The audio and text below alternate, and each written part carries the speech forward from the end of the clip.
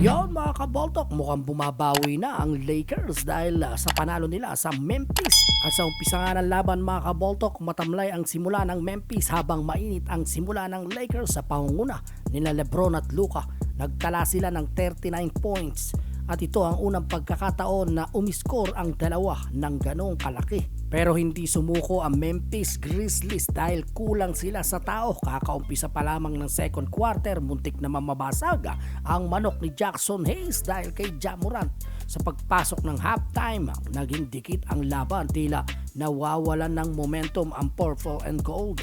Pagdating ng ikatlong quarter, uminit na ang laro ni Ja Morant para sa Memphis, dahilan para malamangan ang Lakers. Pero dito na nagpakitang gila si Lolo Bron. Sa edad na 41, ipinakita niya na kalabaw lang ang tumatanda. Kaya pa rin niyang dominahin ang loob ng court. Kasabay nito, si Luka Doncic naman ay paulit-ulit na nakakuha ng foul para sa free throws na bumasag sa depensa ng Memphis. Dahil sa kanya nalilibre ang ilan sa mga kakampi niya.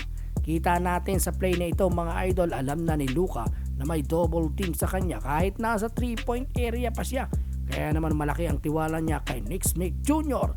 Isang behind the back pass at libre ang kanyang kakampi.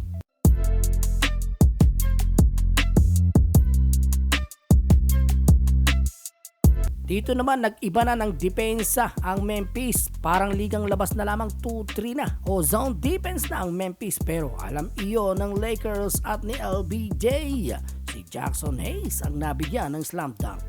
Pagdating sa fourth quarter, ibinuhos ng Lakers ang lahat na outscore nila ang Memphis sa score na 32-25 at tuluyan nang nakuha ng Lakers ang control ng laban. Pumapasok na bigla mga 3-point nila dahilan para makalayo ng tuluyan sa Memphis.